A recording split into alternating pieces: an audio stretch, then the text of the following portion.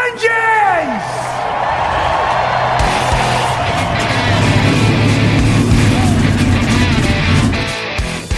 Hit the pace car! What for? Because you hit every other damn thing out there. I want you to be perfect. When I'm driving, I got a guy on the radio who talks to me. You see him, but he talks to me. Well, I wanna be a race car driver. Pretty girls eating from my hand, yeah. Wanna live a life of fun and danger. No sweater working for the man, alright. Well, I wanna be a firefighter. Cool-headed when the heat is on, yeah. Save a baby from the burning building. Take all the blue sleepless sun, alright.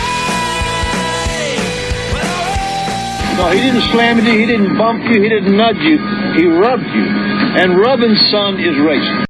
Hey race fans, welcome to the Hoobazoo Radio Network and welcome to Drafting the Circuits. My name is Frank Santoroski. I'll be your host for the next hour as we go over this past weekend in racing and preview next week. Joining me in the studio, Mr. Gray Warren, Mr. Seth Eggert, Mr. Richard Youden. Fellas, how we doing tonight? Very good, thank you. Doing good. Great, terrific. All right, full slate of racing this weekend. We had NASCAR was up in the Pocono Mountains. Denny Hamlin was the winner there. The Indycars were in Mid-Ohio. Scott Dixon took home the win there. A thrilling race. We'll get to that later. But let's talk about Formula One in Germany. I believe it's the last race before the flyaway or before the break. Is that correct? One more? Okay. So Gara race this weekend. That's true. Interesting podium. No Mercedes on there. We had Max Verstappen taking home the win, his second of the season. Vettel made the podium. Good drive from Vettel all day long. And Danny Kvyat, the much maligned Danny Kvyat, who was demoted from Red Bull to Toro Rosso a few years ago. Great drive today, or this weekend rather. Interesting race, changing weather conditions, troubles for Mercedes. So, Richard, why don't you take us through it a little bit, because it was really just something out of the norm of what we've been used to seeing out of Formula One. Yeah, no, it was entertaining. And I just want to start out actually quickly to mention that, people sort of criticize Formula One and the like, and a lot of the time it's justifiably, but you look at the last three races we've been to, we've been to the A1 ring or Red Bull ring or whatever you want to call it in Austria. We've been to Silverstone and we've now been back to Hockenheim. Three of the classic tracks, and they've all been not showstoppers necessarily, but entertaining, exciting races. So, if people look at what's wrong with Formula One, well, there's your answer. You need to go to these classic tracks and fly by the seat of your pants a little bit rather than these Tilkedomes, as they like to be called. But anyway, back onto the race. Yeah, we had it all started on Friday, really. Mercedes were struggling again in the high heat, which we've seen in the past at tracks like Austria during practice there and the race weekend. Their car is very, very susceptible to cooling issues, and they were not fast on Friday. The Ferraris of Leclerc and Vettel, and specifically Leclerc, had Mercedes' number for a lot of the weekend on Friday. Come Saturday for qualifying, it was cooler, but you'd still expected to see the Ferrari have the edge over Mercedes. And Ferrari, not for the first time this season, pressed that good old self-destruct button. Both Leclerc and Vettel had engine issues in qualifying, and Leclerc started 10th and Vettel 20th. So it was, there for Mercedes. They qualified first and third. Hamilton on pole with Valtteri in third. Come to the race day, and the typical unpredictable European weather kicked in, and it was raining. They had something for the first time in Formula One. They had a safety car start for about 4 or 5 laps. Then the safety car peeled off, and they went to a standing start configuration, which I thought was a great way of doing it, because the safety car starts, the rolling starts. I understand why they do them from a safety standpoint, but give the fans what they want to see. They want to see these guys push, and a wet start is always a pretty entertaining way of doing it. Both Red Bulls had a very, very poor start in the wet there, and they put that down to issues with software configuration, which, the clutch bite points and all the settings on these cars are very, very sensitive. So it's the first time they'd had a wet start with the Honda engine, and it may be that they just didn't get the numbers right. The calculations were wrong. So Verstappen and Gasly both dropped back a bit after a promising qualifying there.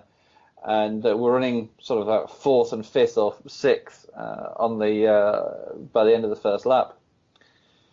And it was just a case of mixed weather conditions all day and drivers making mistakes. Notable issues, Leclerc crashed out, Hamilton span early in the race and took his front wing off, so he had to come in for a long pit stop to replace damage, dropped back in the pack there. Bottas sort of was running up in the front, Vettel was charging through. It was just an action-packed race, and probably throughout the whole 65 laps or whatever it was, there was, at every given point, there was 4 or 5 guys that you were thinking of capable of winning the race, which is exactly how it should be. In the end, Bottas made a fatal error and crashed out going into turn 1. He got his rear left on some rain on a wet, damp part of the track. He crashed out, and Max just strolled to victory. Seb had a great charge through the field to come home finishing second, and Danny Kvyat, the much maligned Danny Kvyat, as you quite rightly say, he did the business and brought it home in a very, very well deserved P3. So credit where credit's due there. Staying in that Red Bull camp, Pierre Gasly had another issue. He connected with Albon in the Toro Rosso, and that's just mounting pressure on the kid. I feel sorry for him, but there's been a lot of talk coming out from Red Bull of, we're not going to replace him. Well, when you hear a lot of talk about somebody not being replaced, chances are they're going to be replaced. Yeah, because you wouldn't have to say we're not going to replace this guy if everybody wasn't Exactly. saying, hey, when are you going to replace this guy? Yeah. So. But it was a great race, and it's exactly what Formula One needed. They had a couple of poor races earlier in the season. You look at the last 5 races we've had, and 4 of them have been really good, and the one of them that's been poor has been the one that's been carried out on the most modern track at Paul Ricard, even though it's probably the oldest track, or one of the oldest tracks of the lot. It's just that track's been neutralised compared to what it used to be, and I think it's hopefully.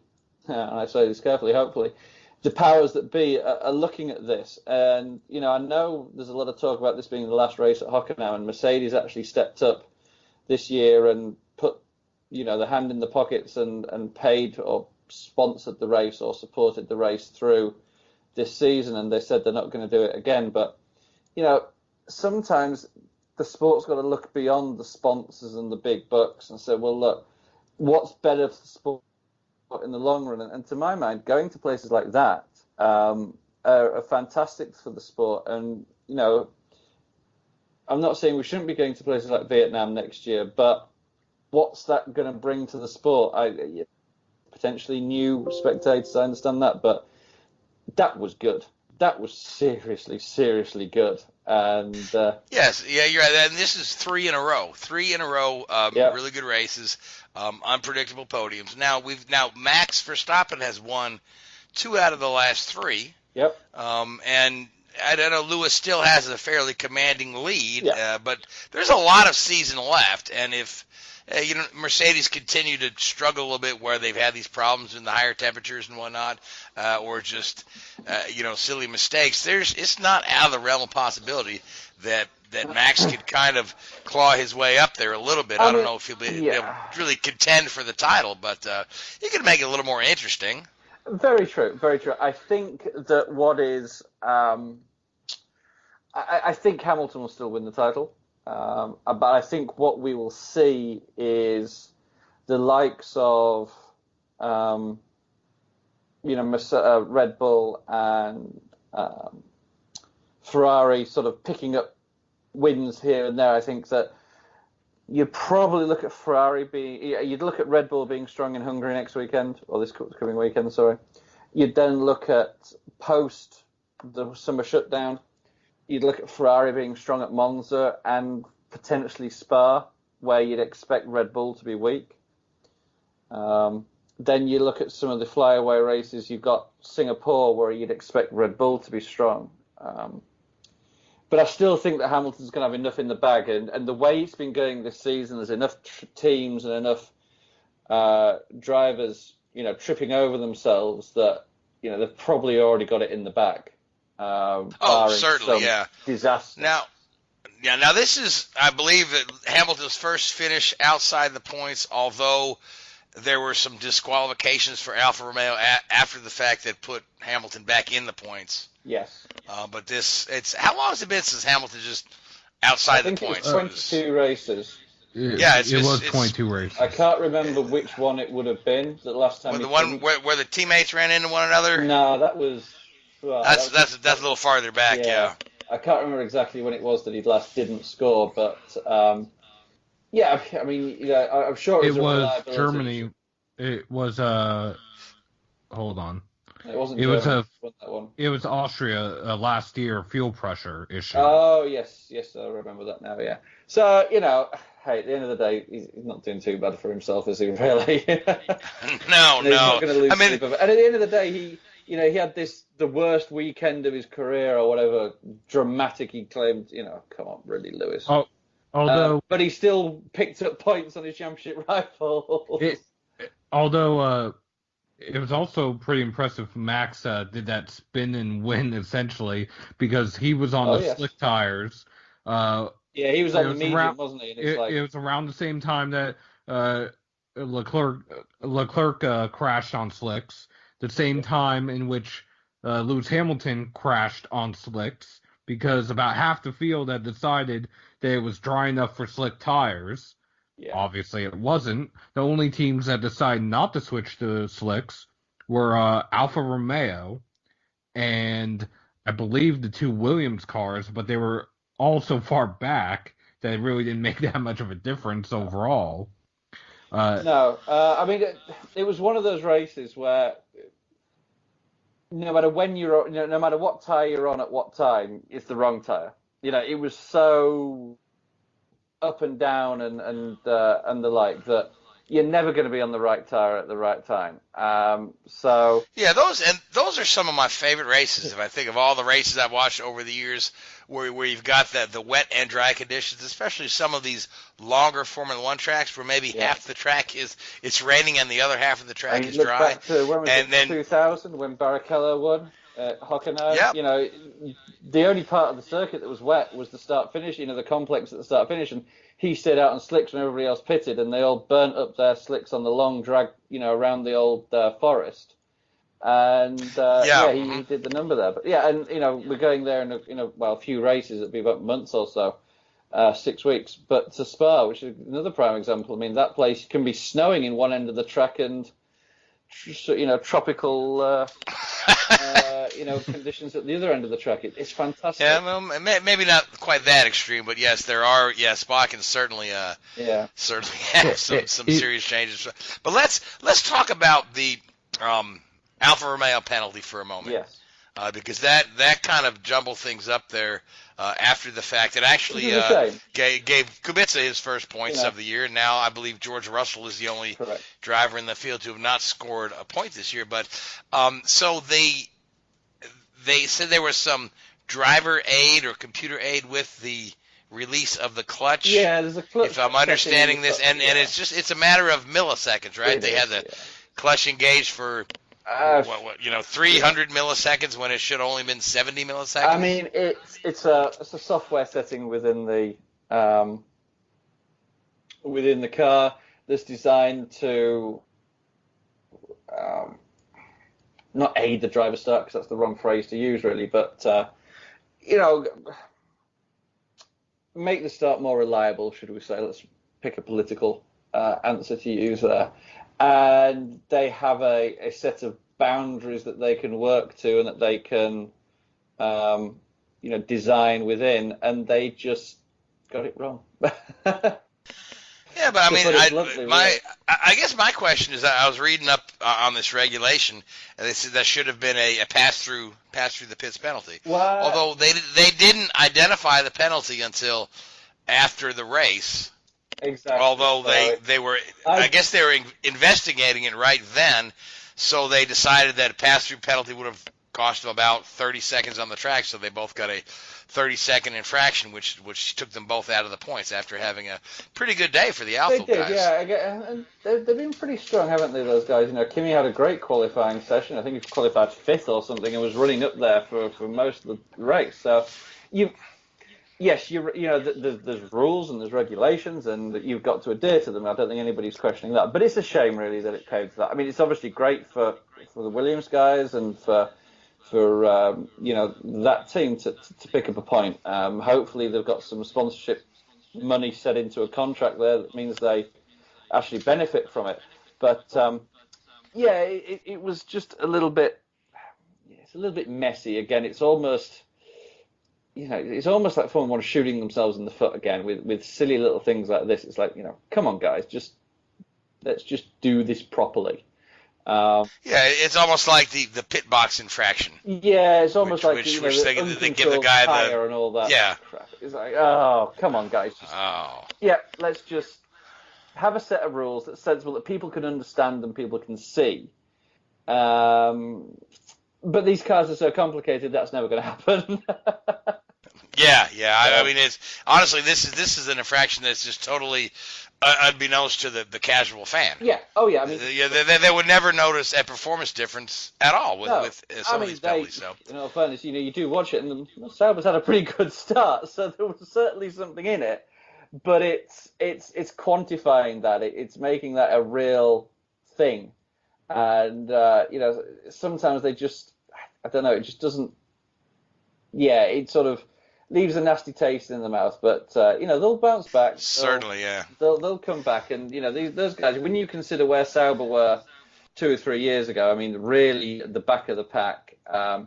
They've got to be given a huge amount of credit, and I've got some former colleagues that work there, and they're a really good.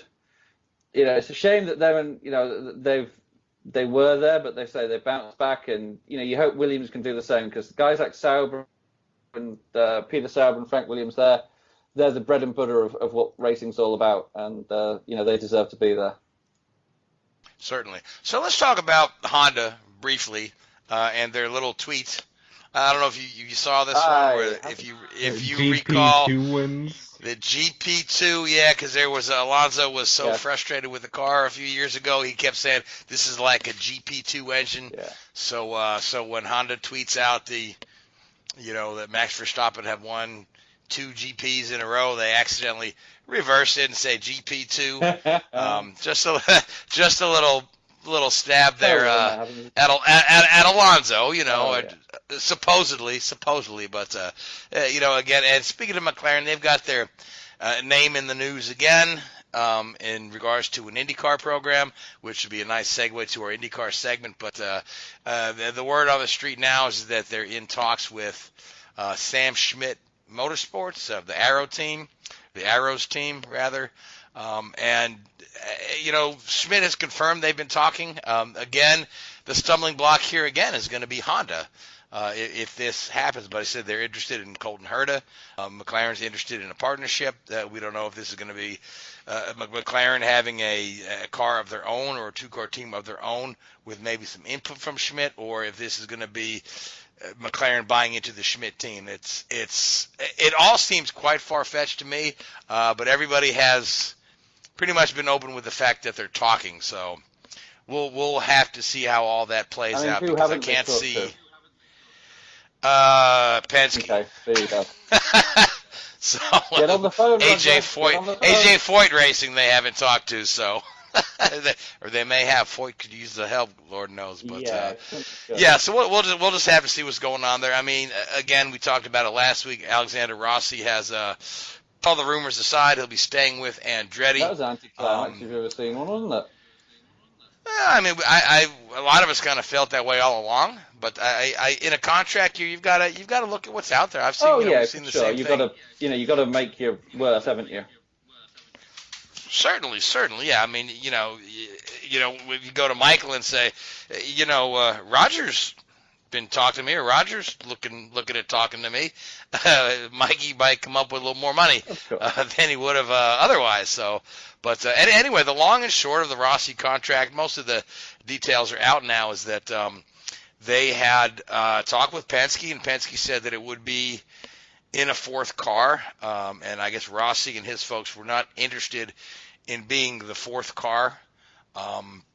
So that kind of stalled all the talks there. Again, there was an offer from Schmidt-Peterson, which with Andretti offering somewhat close to the same money, Rossi went with the comfortable situation. It's a team that is bringing him success. It's a team that he feels comfortable with. It's a team where he's become part of the family after being there since 2016.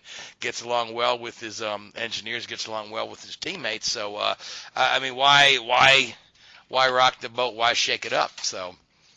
But before we get fully, I remember sure. somebody mentioned on this show recently that the Napa deal was the lowest income of the Andretti stable. Does anybody know if that's changed? Are they bringing any more money to the table? Napa's staying on board. I don't know if they're bringing you'd have thought more money on board. Yeah, but they're also bringing another sponsor on board. The AutoNation is coming on board as well, and then some folks thought that might negatively impact the Michael Shank racing program with Jack Harvey, but they've also reassured that they are still supporting Jack Harvey and the Michael Shank program with thoughts of taking that from a part-time program to a full-time program. So, I know Napa doesn't bring as much to the table as, say, Zach Veach's sponsor, being Gainbridge and 1001 Group, or the DHL, but I think that Napa is bringing a little more next season than this. But the addition of Auto Trader, and of course with continued support from Honda, makes it a pretty nice deal for Alexander, I'm sure. Yes. Yes. Yeah. Well, he's getting paid more than me, I'll tell you that. So, but before we move fully on to talking about the IndyCar race, you put you two side by side. I mean, it's a. I feel like the guy's a solid talent. In a fourth car? Did you see what happened to Simon when he was the fourth car? True. He had a miserable season, and the next year he won the championship. So I don't know. I think Penske operates better as a three-car organization because the times they have expanded to four cars, they have always had one that has faltered. Yeah.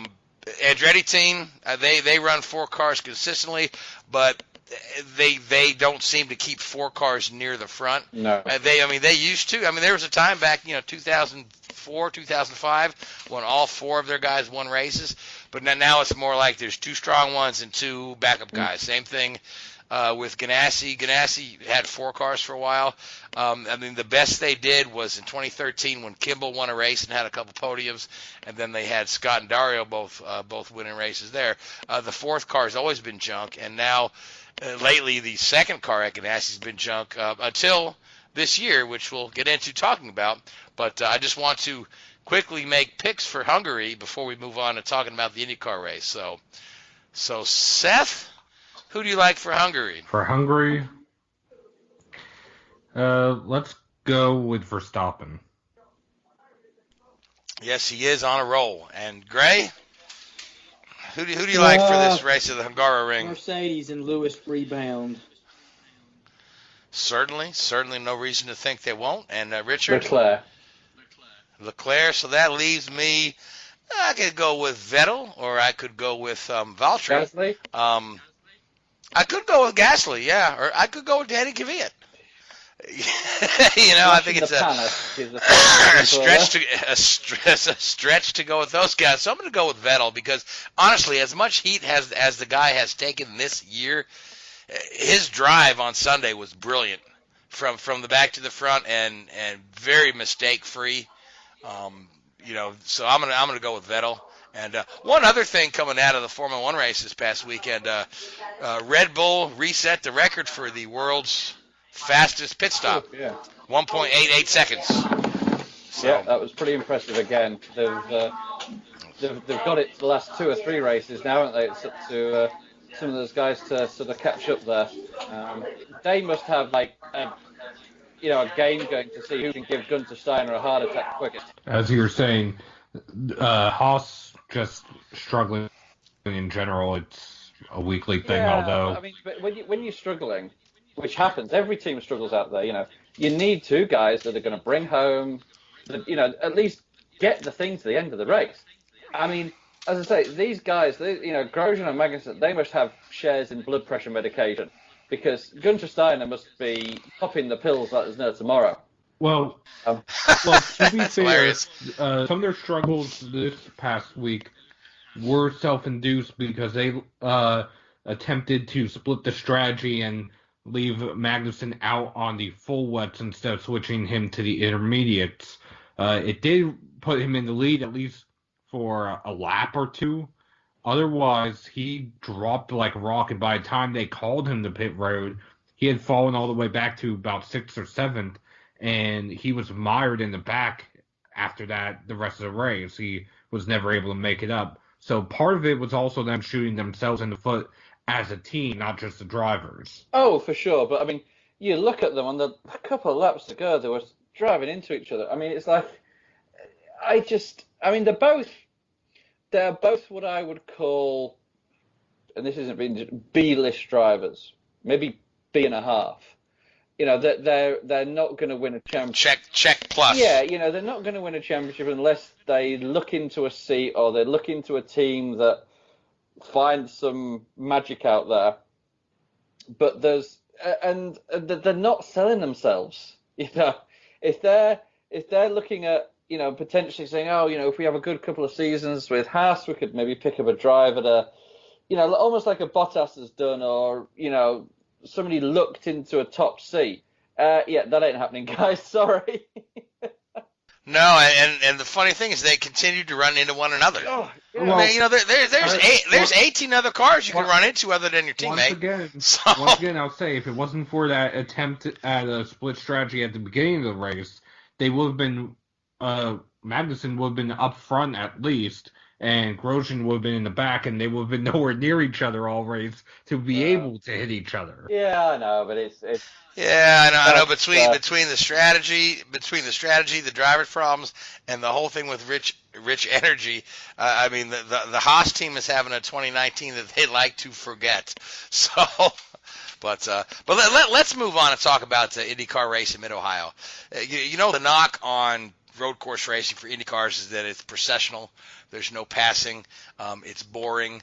The margin of victory is like 25, 30 seconds. The cars are strung out. So we saw none of that in Mid-Ohio. Will Power started from pole. Rossi was up there next to him. Both those guys started on the red tires. Now, for you folks who don't watch a lot of IndyCar racing, there's two tires. The red tire is a softer compound that is faster, but it's also prone to wearing out quicker. And then the black tire is a harder compound that produces slower lap times, but the degradation is much less and the tire will last longer. The IndyCar rules on a road course, you have to run at least one of your stints on the reds.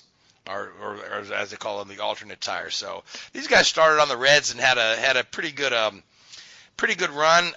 Rossi and Power were both trying to do a two-stop strategy, which probably would have worked better if they had started on blacks and saved the reds for the middle run, because by the time they're trying to stretch out that first run, the tires had gone off and they were pretty much eaten alive by a couple cars behind them, namely Mr. Felix Rosenqvist, who had a very great day and was able to put himself in the lead. In the meantime, Scott Dixon, who's can never be counted out in Mid-Ohio and can never be counted out anywhere in the IndyCar series, was having a pretty solid race of his own. Dixon's made a couple mistakes or had a couple of unfortunate incidences over the last couple races, a few this year, but pretty much picture-perfect day at Mid-Ohio there. He ran his second stint on the Reds, opting for the three-stop strategy, and he was able to stretch those Reds out longer than a lot of other folks without the drop-off in the lap times. But then again, this is Dixon, and this is how he drives. He can take care of a car. He can save the tires. He can save the fuel, and still lead the race at the same time. This is why he's got so many wins and so many championships. This is why he's probably one of the best to ever drive an IndyCar. So he makes the curious decision to do his final stint on scuffed reds. Now, I'm thinking, why would you do your final stint on not only reds but scuffed reds? Because, and I was thinking, I said, well, he made those reds last longer than everybody else and stayed out front. Maybe he's pretty sure he'll have enough of a lead that no one will be able to catch him. But, sure enough, with about, 10, 11 laps to go, Dixon's lap times fall off dramatically. And he's got guys behind him, his teammate Rosenqvist, Ryan Hunter-Reay from the Andretti team are pretty much reeling him in at the rate of they're 2 seconds a lap faster than him. Dixon's saving grace was the pile of lapped cars in between him and Rosenqvist in second place, and these lap cars caught up to Dixon, and so pretty much Dixon has packed up the field now. He's holding everyone. He's holding these lap guys back, and they're trying to be careful. They're all fighting for position, and you've got a couple wild cards in there like Takuma Sato, who's trying to peel through the traffic and try to make a move on Dixon. In this situation, you got to be careful. Yeah, yes, you're entitled to get your lap back, but you don't want to be the lap car that takes the leader out. This is Sato we're talking about. He probably. This is Sato. We're telling you, he was there. He was the one making the most aggressive moves there. But Felix and Hunter-Reay were able to eventually get through that traffic by the final lap. And in fourth place is Josef Newgarden, and all these guys are just packed up everybody's nose to tail now. Felix Rosenqvist, you would think, being Dixon's teammate, Dixon with a shot at the championship, would hold station and stay right there in second place. But, Ganassi doesn't have team orders.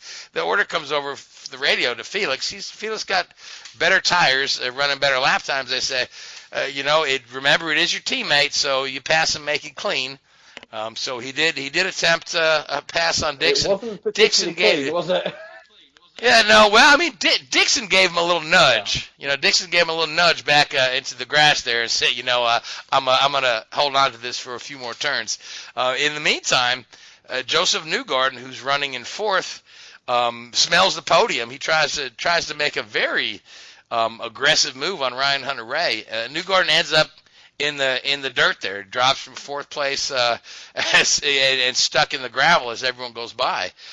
So Dixon was looking to be 80-some points ahead or behind, ends up 62 points behind after Newgarden doesn't make it to the finish. Alexander Rossi was looking at being some 30 points behind Newgarden, ends up I believe that he's just 16 points back from Newgarden now. That last little move where Newgarden was looking to pick up a podium really cost him a lot at the end. But credit to Dixon, credit to Felix Rosenqvist having a great drive.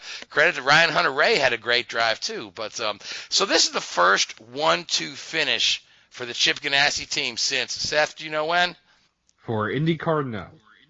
No, okay. Well, it's the first 1-2 finish for Ganassi since Texas 2015. So it's been over 4 years since those guys have had two cars on the first and second. So, but really tightened up the points. Really exciting race there at the end. At the end of the day, Rosenqvist and Dixon were pretty much side by side crossing the finish line. So for your money, you can't ask for a whole lot more than you got out of that Mid-Ohio race there. I mean, from for the excitement and the championship going back and forth, the different strategies playing out, so because it looked for a while like Power and Rossi were going to be the ones to beat. Then it was Rosenqvist. Then it was suddenly Dixon coming into the picture. So I don't know what more you could ask for, but that was a very entertaining race to watch, and the race was held on my birthday, and I had the day off, got to watch the race, so I was pretty, happy birthday to me.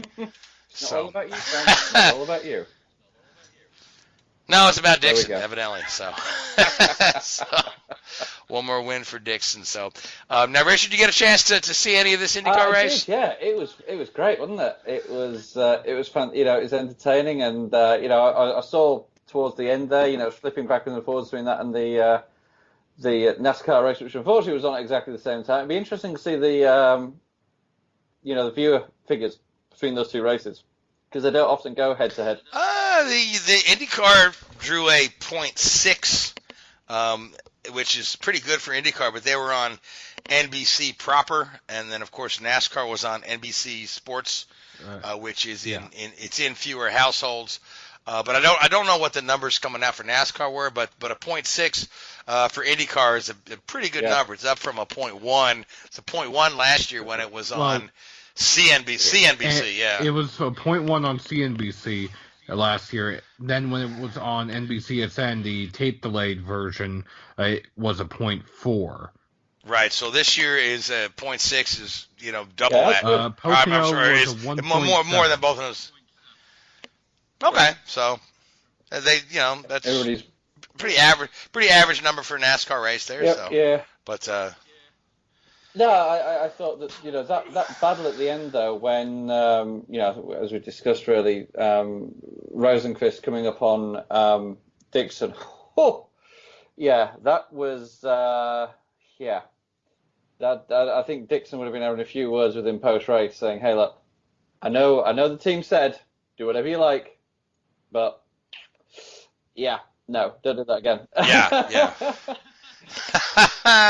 I don't know. Actually, Dixon had high marks for his teammate after the race, but that's, of course, Dixon did win. Exactly, like I say, had it gone otherwise, it might have been differently. But it looks like they both really enjoyed the battle.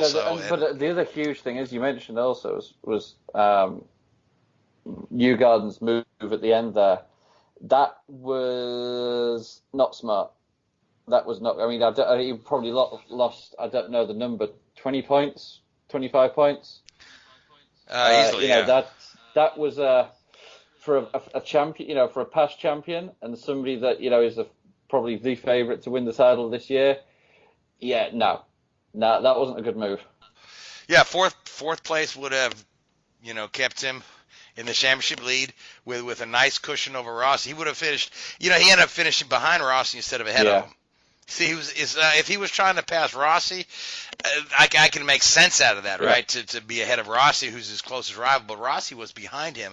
So his little move trying to get around Hunter Ray, allowed Rossi to finish several spots ahead of him. So, he's probably, had a nice debrief with his, his engineers and Tim Cindric and all those folks, and they, probably talked to him at length. He's probably beat himself up over it.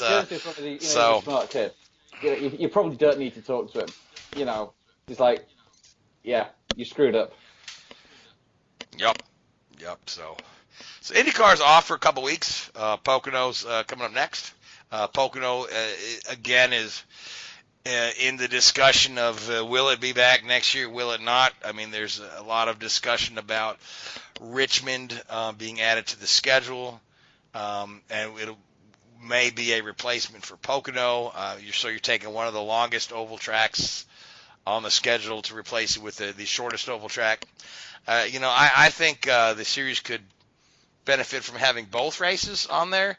There are a few folks that think they just have bad memories of Pocono. Pocono is where we lost Justin Wilson, and Pocono was also where Robert Wickens was injured last year. But again, the circumstances of both those crashes could have played out at any high-speed track in the world. And it's not just because they both happened to Pocono doesn't mean that Pocono is unsafe. It doesn't mean that Pocono is cursed.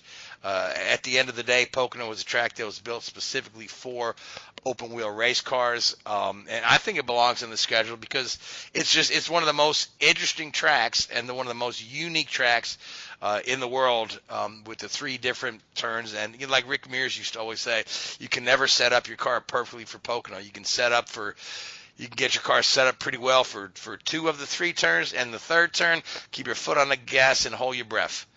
But I'm looking forward to Pocono in a couple weeks, and I hope it stays on the schedule, although that's all going to play out in the offseason the next couple weeks. So, but we did have a NASCAR race at Pocono, speaking of which, and Pocono is has had 2 NASCAR dates traditionally, both in the summer, generally one June, one July. Next year, Pocono is going to have still 2 races, but they're going to be on the same weekend.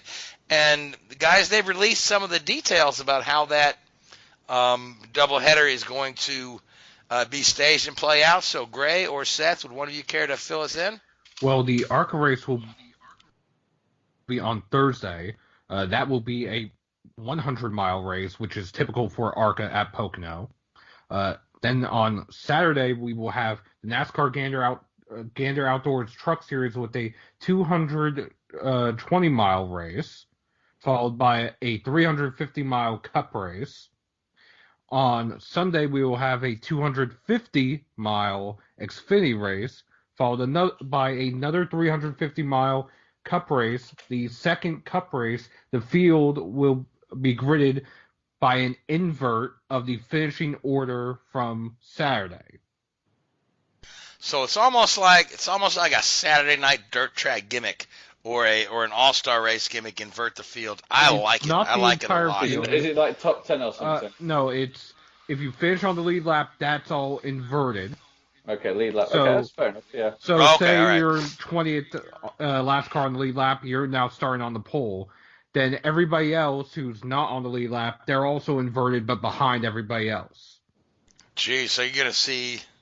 I'm trying to figure out is there a benefit to dropping off the lead lap at the end of the race? Or, you know what I mean? So. Well, not for or trying if you try to get back on that lead lap, to get back on that lead lap, so you start at the front. Teams So will also be using the same pit stall for both races to avoid A, confusion, and B, it saves teams time and money from having to move it from one stall, break everything down, move to another one, set everything back up. Also, that just makes sense. Yeah. Also, cars from Saturday will be used on Sunday. They will be impounded following the Saturday race. Teams have the option of using the same engine in both races. They are not required to. However, if you have to go to a backup car due to, say, a wreck in the first race, you will start from the rear of the field on Sunday. Okay, all right. So you can, if you damage that car pretty good in race 1, you're not having to rebuild that car overnight. You do have an option for backup. You'll just start at the back. Okay. Otherwise, it should be an interesting weekend. I know Pocono is already selling ticket packages and camping packages for all 5 races as a bundle. And my understanding is that they are already getting about the same, if not more, than they typically get from the June race, which is their bigger race, typically for NASCAR. And what's the date of the race next year? Is the July date? I believe it's the June date. Okay, so it's earlier, yeah. All right, which all seems like that Pocono would want to keep the Indycars there because they're essentially losing a race weekend out of the deal. It is the June date, June 27th and 28th. Yeah, I mean, all right, that'll be fun. That'll be fun to watch next year. you would think they would still clamor to get that IndyCar date because, I mean, like you said, they're going to lose a weekend's revenue, and I don't know if you wonder how that's going to work and what kind of the ticket prices and all are going to be for that doubleheader, whether people will either choose to come one day or both days. So it's that all remains up in the air, I guess. Yeah, Seth, did you happen to see any of the ticket pricing? I have not seen any of the pricing. I just know. You would imagine they'd make a pretty sweet deal to buy a bundle for all 3 days. I just know that they've already started promoting it and selling tickets. I don't know what the prices are. Let's see. I'm looking at it right now. They're still advertising for this past weekend, so that's not going to help. No, that's not going to help. So now, Seth, while you look that up, Gray, let's talk about the race that we just had at Pocono. Denny Hamlin came home victorious. Again, it's Pocono's a track that suits Denny Hamlin's style. He's had a couple of wins there over the years. This is Denny's third win this year after going winless last year. So things are looking pretty good for Denny, huh? Yeah, and this race came down to fuel mileage and track position, and the way it just figured out.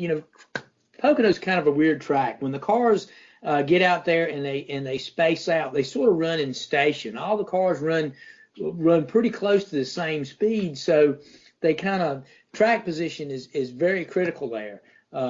And of course, after the last restart there, Denny got out front and was able to stretch his fuel and win the race. And it came down to everybody. It came down to strategy there, with a lot of teams choosing to save fuel and hope other cars ran out or have a little bit there at the end to make a charge. And I think Kevin Harvick, he had a shot there, just maybe waited a little bit too late to make his run to try to get back up through the field there to overtake Denny. But I was kind of hoping it would be another late race caution or something that would kind of bring guys to pit road, and we'd see kind of a shootout there at the end.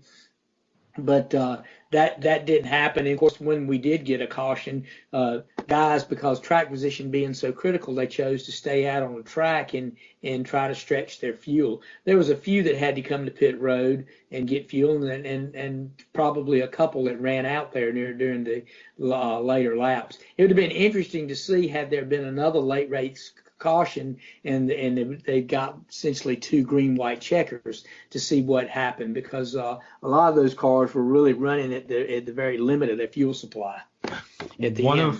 I want to say I think Denny ran out of fuel on his cool-down lap. No, Denny had enough fuel to do some donuts. Burnout. Yeah, it was after he did his burnout okay. He ran out of fuel.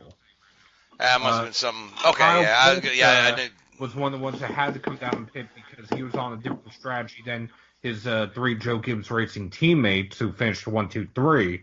That being said, this was Hamlin's first win since at Pocono anyway, since they repaved the track back in 2012.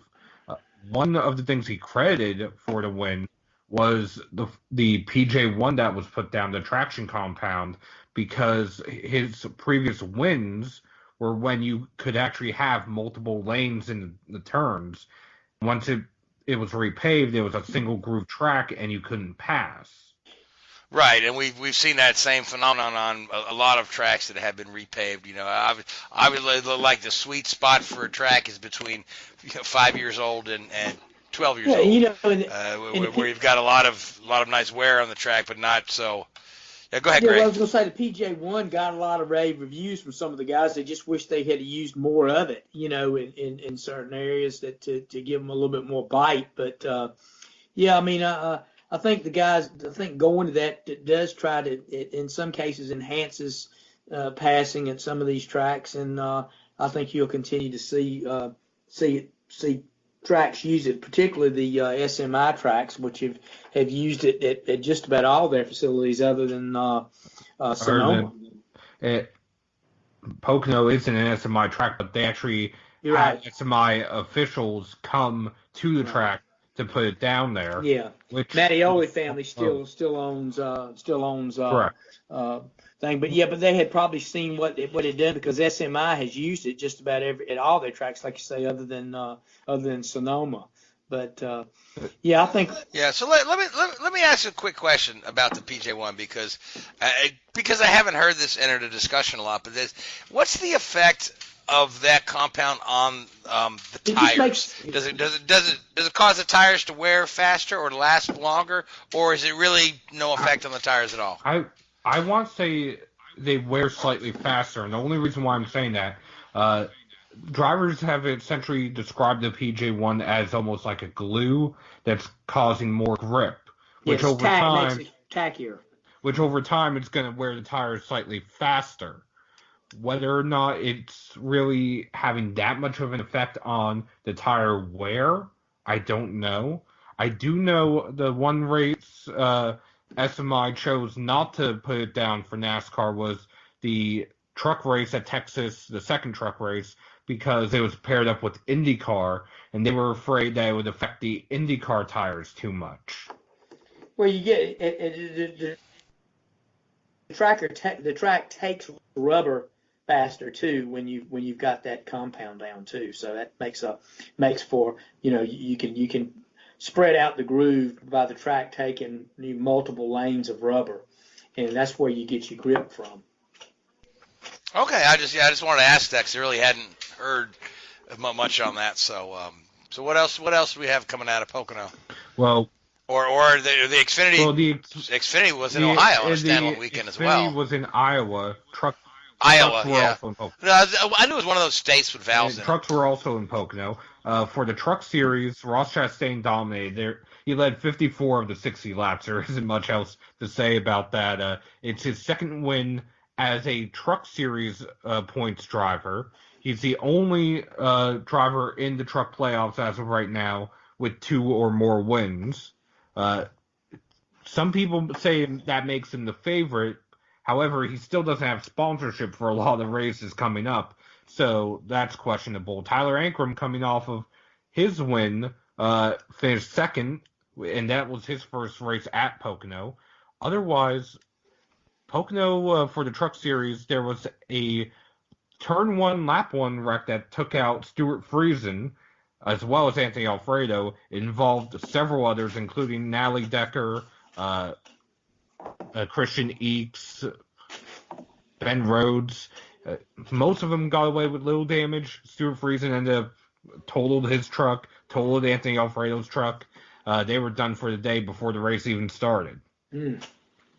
Yeah, and of course the Truck Series move on this week to probably one of their crown jewels, the dirt race at Eldora, which will be tomorrow night.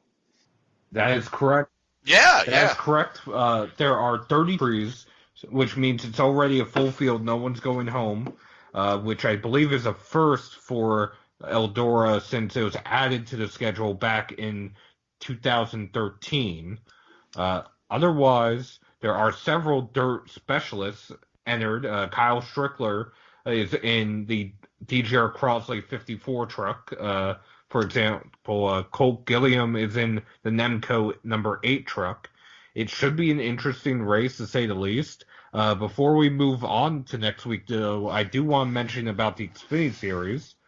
But real quick, while we're talking about Eldora, where is that going to be broadcast on TV? Is that on? Because I remember like a couple years ago it was on MAV TV, which it was get a lot of eyes. It's never been on MAV TV. A couple years ago it was on Fox Business, and that. Oh, okay, but is it going to be on like Fox Sports 1 this year? Fox Sports 1. Yeah, that's a good network. Yeah, so all right, so the Iowa Xfinity. It was Christopher Bell's race to lose, and he lost it. 234 laps led. It came down to Chase Briscoe on fresher tires, running him down, passing him with 7 laps to go, and going on to his first win of the season. Christopher Bell, again, it was a case of he was one of the quote-unquote big 3 drivers having a dominant day, and it looked like he was going to run away with it until a late caution for fluid with about 20 laps to go, 30 laps to go, which also brought about one of the more strange events. They had sweeper trucks on track along with a safety truck behind them to sweep up the fluid and the speedy dry. NASCAR had opened pit road trying to do a quickie caution, or a quick caution. Radioed to teams that there was a sweeper truck and a safety truck on the bottom of the track at pit entrance to warn the drivers. Several drivers are warned. Dylan Bassett, after passing one safety truck and one sweeper truck, which he was told about, made the hard left-hand turn to go down pit road and rear-ended the second sweeper truck. Craig Gaulding, who was behind him, had to swerve and almost spun out to avoid hitting the sweeper truck and Dylan Bassett. NASCAR That's a mess. NASCAR admitted that there was a lack of communication for the team and a lack of communication on their part. So they took some blame, but not the full blame. Now, do they close the pits in those instances when they have the sweepers on the track? Or typically, if they're at pit entrance or pit exit, pit road is closed for whatever reason. Yeah, that's what I would think. Yeah, so that it seems like something. There was a couple of things that went wrong.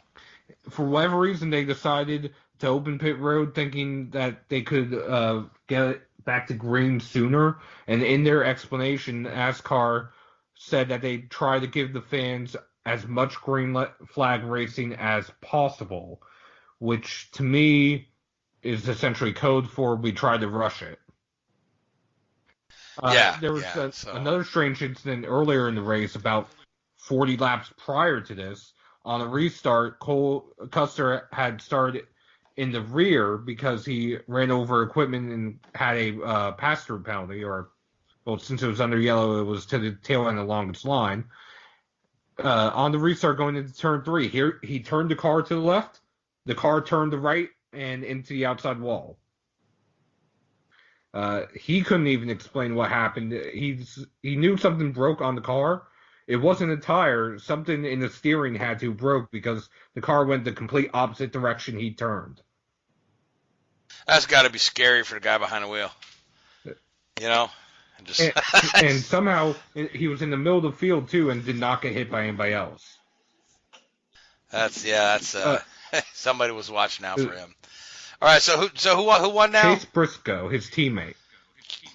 All right, good for Chase. So we've just got a few minutes left. Now, Gray, we are off to Watkins Glen next week, and that's one of my favorite tracks. And I always love how you explain how the Cup teams work out their road racing strategy. So I just want you to, at the risk of repeating yourself from every year we go to Watkins Glen, I just really like the way you explain it. But just give us a quick preview of Watkins Glen, and then make your pick, and then we'll go around and give everybody else. Well, for the last several years, Watkins Glen has been arguably the best race of the season. They've had huge crowds there, and no need to think that it won't be as good a race as we've grown accustomed to over the last several years there. Typically, it's a super speedway of road courses, really, really fast track up there. Cars carry a lot of speed around that course. And it bodes well for a lot of racing, a lot of passing opportunities on that track, and you usually see a really, really good race. And to amplify what you were talking about, teams will typically, and this goes for all the road races, they'll typically run the race backwards for their fuel windows. They'll start calculating from the last lap back and pit in windows to be there at the end. So at the end of the race, they're within their window, and they've kept their track position or gained track position there at the end of the race. So typically that's how they'll do it there. But it's been some terrific racing up there for really the last decade. We've seen some terrific finishes and some terrific late race races between several cars there. I look forward to this race every year. I think it's gonna be a good one. Oh, it's one of my favorites as well. So Gray, who do you like for winner to Glen this year? Gosh, I mean, last year was Chase Elliott, correct? Yeah, Chase Elliott. It's a wide open. It can be a wide open race. It just like I said, whoever strategy falls the best and can put themselves, in position up front to win. There at the end, I like the same usual suspects will be there and be good. Kyle Busch will be tough there. He always is. I think you'll see Martin Truex there as well. He'll be pretty good. But you can always these guys are getting pretty good now at the road racing stuff. It used to be several years ago they would employ a lot of what they call road race ringers. You don't see that as much as anymore because these guys have become very proficient at road racing and do a great job. I think Logano will be good there as well. But it's tough to pick a winner. And if I had to, I'd say maybe Kyle Busch. All right, so now. All right, good. So, Seth, who do you like for Watkins Glen? Well, in recent years, Watkins Glen has had a history of at least first-time winners, if not first-time winners for that season. So, honestly, I'm going to go with the guy with the new crew chief, Jimmy Johnson. Yeah, why not? Richard? Joey Logano. Joey Logano, okay. And I'm going to go with Clint Boyer. The guy, he needs to win this year. He's on the chase bubble, and he's the guy gets around the road course pretty well. So Clint Boyer for me. And we're out of time, guys. So I want to thank the Hoopsy Radio Network. I want to thank iHeartRadio and Spreaker. I want to thank all you folks that tune in. I want to thank you, Seth, Gray, and Richard. We'll talk to you all again next week. Until then, good night. WHOOBAZOO, that's Hoopsy.com. Enter website, enter website, enter website, enter website.